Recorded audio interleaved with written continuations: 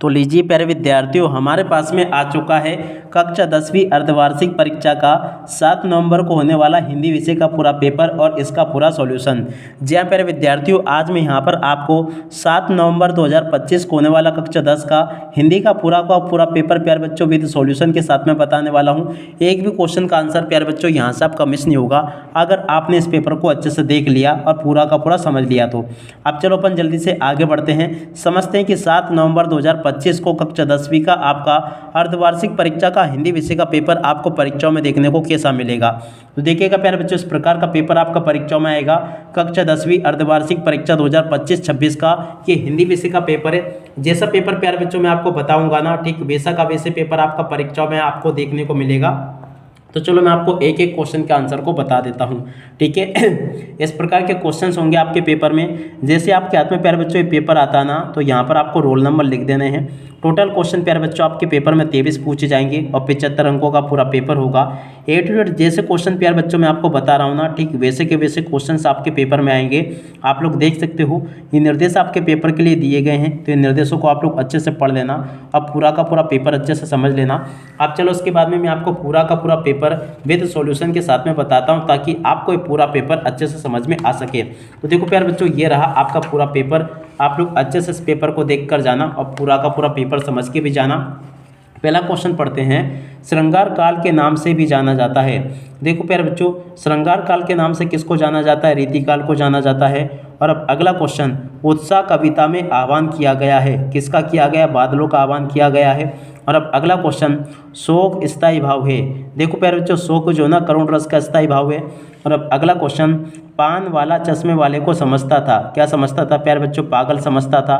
और अब अगला क्वेश्चन, एक से अधिक अर्थ देने वाले शब्द कहलाते हैं। देखो प्यारे बच्चों, एक से अधिक अर्थ देने वाले शब्द अनेकार्थी शब्द कहलाते हैं। और अब अगला क्वेश्चन, माता का आंचल कहानी में मृदंग बजते हैं, काय के बजते हैं? जब लड़कों का संग हो तब प्यारे बच्चों मृदंग बजते हैं, ठीक है। और उसके बाद में देखो प्यारे बच्चों, यहाँ से आप लोग इन क्वेश्चन के उत्तरों को भी देख कर जाना। प्रश्न नंबर 2 में आपसे रिक्त स्थानों की पूर्ति पूछी जाएगी।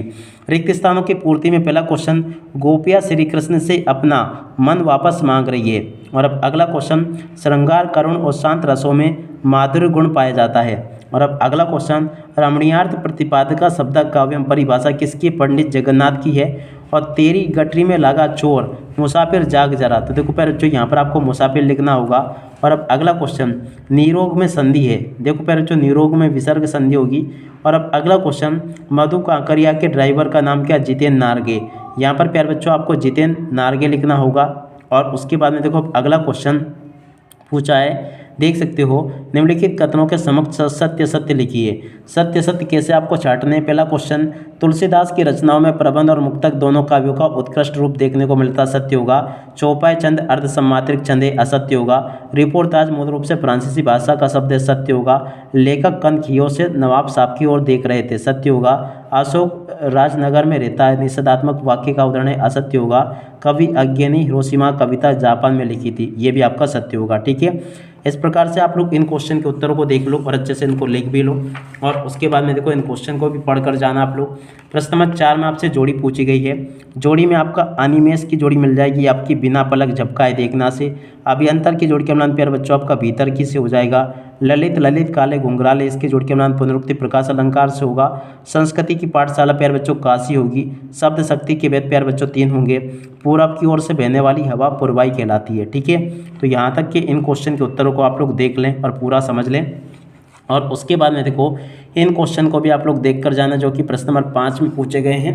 पहला क्वेश्चन पढ़ते हैं, लेखक जयशंकर प्रसाद ने अपनी आत्मकथा को कैसा माना? तो देखो यहाँ से आपको लिखना होगा, भोली भाली और सीधी सरल माना है। और अब अगला क्वेश्चन, संचारी भावों की संख्या कितनी मानी गई? 33 मानी गई। लेखिका मन्नू भंडारी की माँ के स्वभाव की क्या विशेषता थी?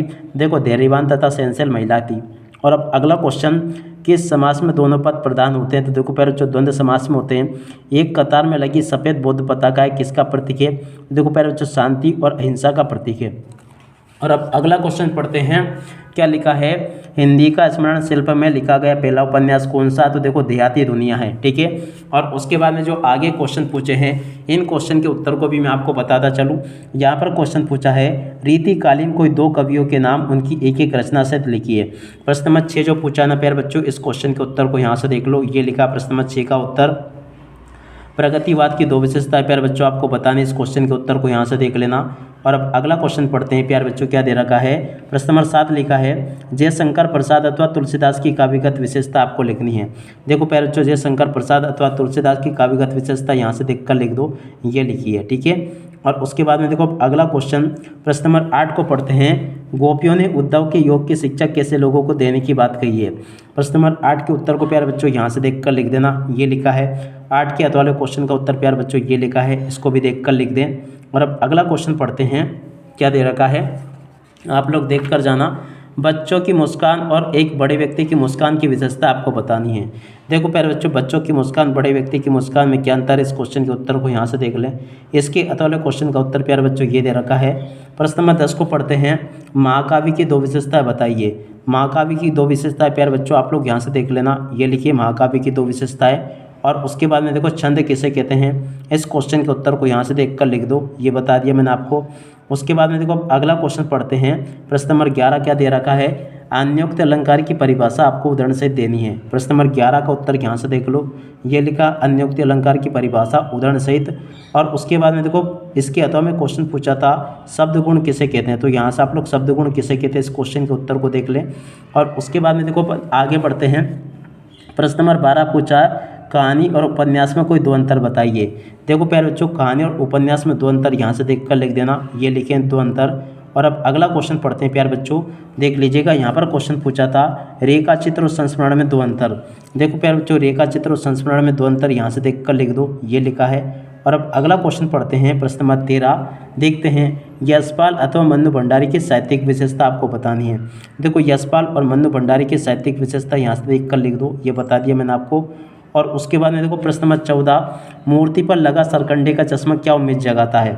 देखो प्यारे बच्चों, उस क्वेश्चन के उत्तर को यहाँ से देख लो, ये लिखा है मूर्ति पर लगा सरकंडे का चश्मा क्या उम्मीद जगाता है। इस क्वेश्चन का उत्तर मैंने आपको बता दिया।